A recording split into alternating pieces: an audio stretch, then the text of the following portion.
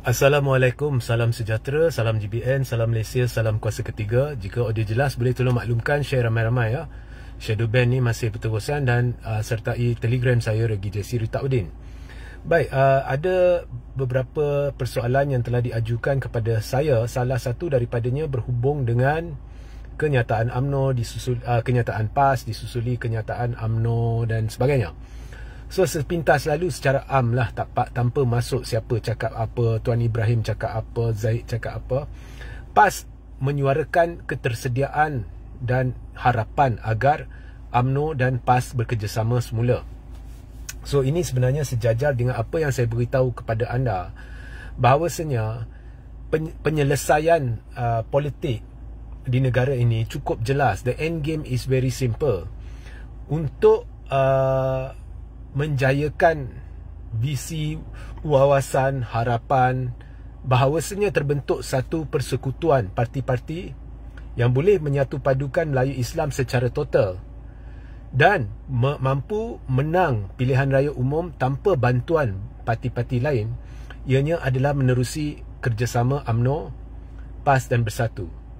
Mana-mana penganalisa, mana-mana rakyat yang berfikiran waras dan sesiapa sahaja penganalisa dari luar negara, sesiapa sahaja boleh nampak benda ni.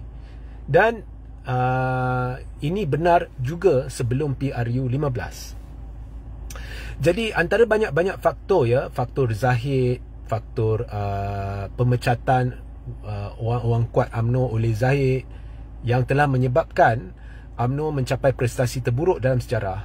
Satu faktor yang tidak boleh dinafikan ialah tindak tanduk UMNO di bawah Zahid yang telah mengenepikan PAS, mengenepikan muafakat nasional atas alasan-alasan dangkal. So, pendek kata, kita sudah nampak endgame dia is very logical. Kalau orang mampu membuat analisa, dia akan nampak benda ni, kecuali Zahid, kecuali Puat Zarkashi, kecuali orang-orang kem Zahid, Ahmad Maslan dan sebagainya. Mereka tengah spin, mereka tengah putar belit, menimbulkan persepsi kononnya UMNO ni diterima Melayu. So mereka duduk dalam dunia khayalan sendiri dan mereka terpaksa juga sebut benda-benda ni kerana ianya perlu untuk halalkan Zahid terus berada di kerusi presiden. Kalau mereka mengaku bahawa prestasi UMNO makin merosot disebabkan DAP, maka ini secara tidak langsung mengaku atau bersetuju dengan data yang terang lagi bersuluh dan juga pendapat penganalisa bahawa Zahid lah dan kerjasama Zahid dengan DAP lah punca UMNO runtuh, maka Zahid perlu berundur. Takkan mereka nak bersetuju Zahid perlu berundur. Jadi mereka tidak akan mengaku bahawa UMNO ni sudah tidak lagi diterima Melayu Islam. Mereka tidak akan pura-pura tak nampak bahawa 27% daripada pengundi Melayu Islam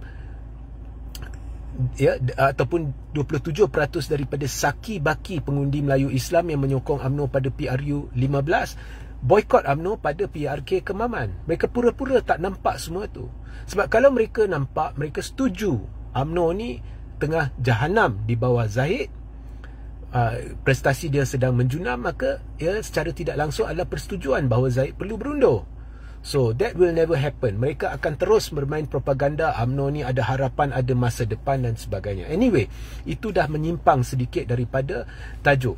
So pendek kata, kita sudah tahu endgame dia. UMNO perlu kerjasama dengan Bersatu dan PAS. So itulah yang PAS suarakan selepas saya suarakannya dulu bila saya cerita pasal MK. Of course, saya bukan berkata PAS mendengar live saya dan kemudian dia sahut no. Memang tak ada kaitan. Ya, satu kebetulan. Tapi apa yang PAS cerita benar dan saya pernah menceritakannya. Namun Zahid perasan, saya tak fikir PAS sedang merujuk kepada UMNO bawah Zahid. Bila PAS bercerita berkenaan UMNO bekerjasama, saya teramat yakin ianya adalah UMNO tanpa King Zahid. Maknanya PAS sedang bercerita dan sambil bercerita sedang menujukan cerita itu bukannya kepada Kem Zahid. Mereka tidak kisah pasal Kem Zahid, mereka sedang menujukannya kepada semua MP lain. Mereka sedang menujukannya kepada majoriti pemimpin bahagian dan cawangan. Dan kita sudah nampak majoriti pemimpin bahagian, cawangan, MP tolak Zahid. So bila tidak ada apa-apa cara lagi, akan berlaku langkah-langkah dalam UMNO. That's why Zahid cemas. Adakah langkah ini akhirnya akan diterjemahkan kepada satu tindakan yang boleh membawa perubahan? Itu saya tidak mungkin tahu. Tetapi yang saya tahu, memang ada perancangan. Tapi adakah ianya boleh diterjemahkan kepada sesuatu yang baik untuk kita? Saya tidak tahu. Mungkin ada apa-apa akan terjadi, mungkin tak terjadi, itu saya tidak tahu. Tetapi semuanya menolak Zahid. So bila Zahid cerita, PAS berharaplah, PAS inilah, saya rasa ianya umpama bercerita kepada cermin. Sebab saya amat-amat yakin tidak ada sesiapa sedang bercakap atau berbicara dengan Zahid. Tidak ada sesiapa tujukan kenyataan kepada Zahid. Mereka, saya berpendapat PAS, saya berpendapat PAS seolah-olah buat seperti Zahid tak wujud. Mereka sedang bercakap dengan MP-MP lain. So bagi saya, ianya umpama Zahid perasan lah. Mungkin dia tak sedar lagi. Okay? So itulah jawapan saya kepada persoalan, adakah PAS benar-benar serius nak kerjasama dengan UMNO dan Zahid? Jawapan saya, tidak. Ianya lebih kepada MP-MP selain daripada Zahid dan baki pemimpin selain daripada Kem Zahid. Itu sebenarnya niat PAS. Okay? So that's what PAS is saying. Kita ada harapan kerjasama dengan UMNO. UMNO is not Zahid. Zahid is not UMNO.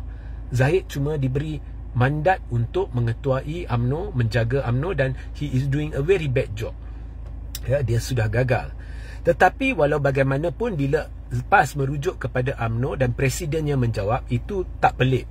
Cuma saya berpendapat PAS tidak menujukannya kepada presiden, melihatkan situasi UMNO di mana hampir keseluruhan UMNO adalah di luar Kem Zahid, anti Zahid.